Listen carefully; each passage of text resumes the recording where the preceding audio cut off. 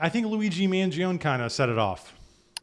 And I remember Nick right after that was saying the same thing. There's going to be a lot of people copying it. And I've been saying the same thing for quite a while.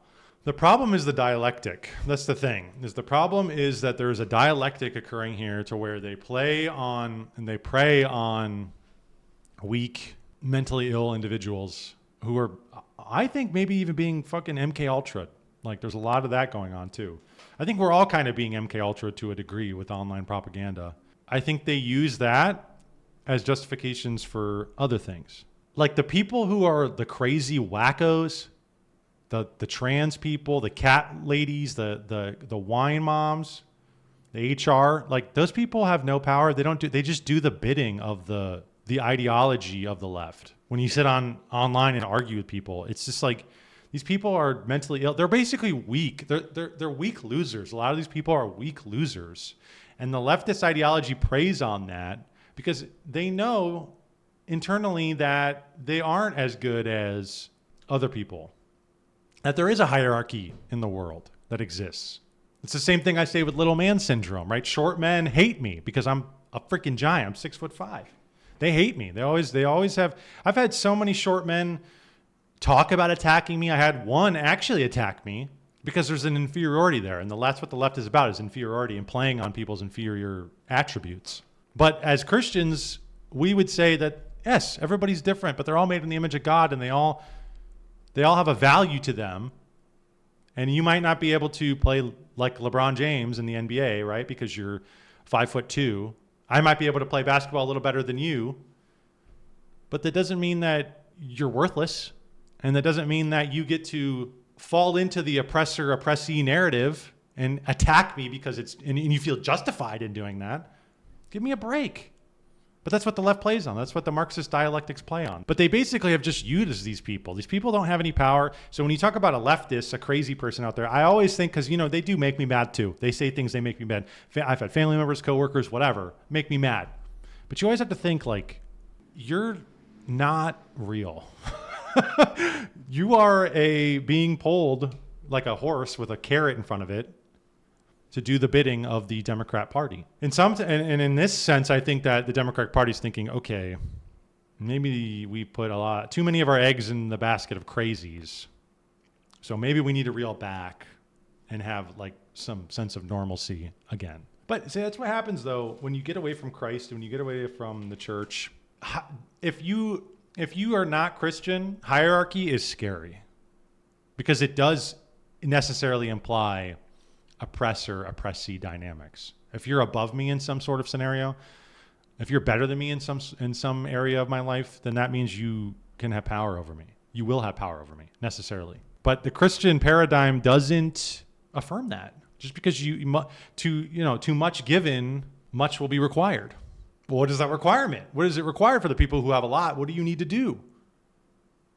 It's not oppress people. It's not be a tyrant. It's to, be charitable and understand that there's limitations among other people other than you, and to be giving and to be kind to them and not control them and not oppress them. You can allow and disavow certain things, but you don't have to give in. I'm not saying to be a cuck. I'm not saying to be a pussy, as it seems like these people feel that Christianity is a weak religion. You don't have to do that. You can put a line in the sand for sure and hold to it.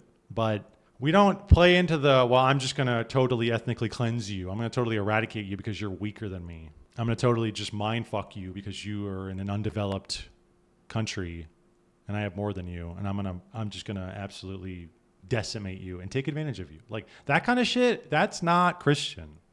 That is like satanic preying upon the weak. It is predator-prey relationship. That's what it is. That's what it turns into. If you're not Christian, hierarchy will assert itself in the world, and then it becomes predator and prey. And you'll have to assert that. But the leftists don't have Christianity. They don't believe in God. They don't believe in the ultimate sacrifice of Jesus Christ. So they are so scared and paranoid of the hierarchy that's been instituted in nature, the hierarchy of nature, that they want to completely rebel against that and dismantle it as much as they can. To the point of paranoia and schizophrenia and mental illness. Oppressors don't deserve empathy or sympathy. I've seen that. Yeah, but like that's the thing, is that I might agree with that, depending on what your definition of oppressor is. Like, I might agree with that. If you're just telling me the way I'm existing in nature and for my God-given abilities, yeah, no, I wouldn't. And you're seething and you're resentful and spiteful and you're going to attack me for that, or you're going to try and stunt me, or you're going to cut me off at the knees because of that.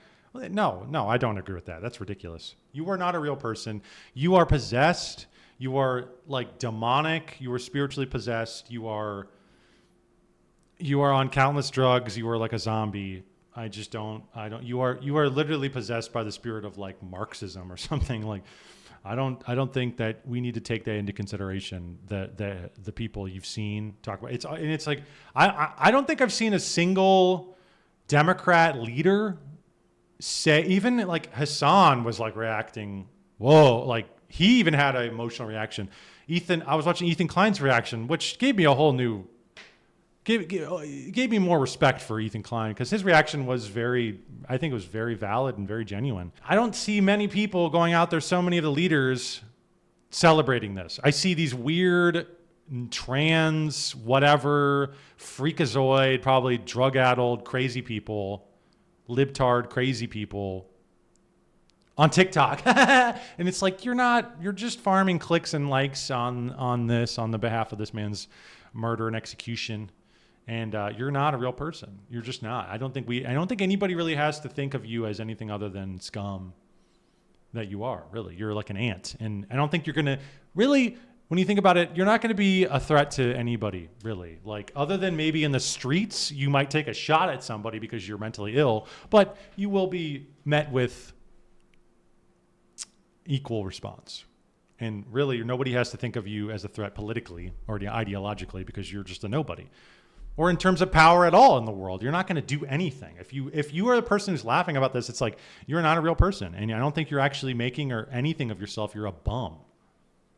You're a bum who preys on death, not creation. People who find this funny are losers, and they value death and chaos and disorder. And that's not virtue. And that's not something that can actually make a life or make yourself make anything. It's not of creation. It's of Satan. And you're going to be used as a pawn of Satan, and you're going to die that way. And that's it.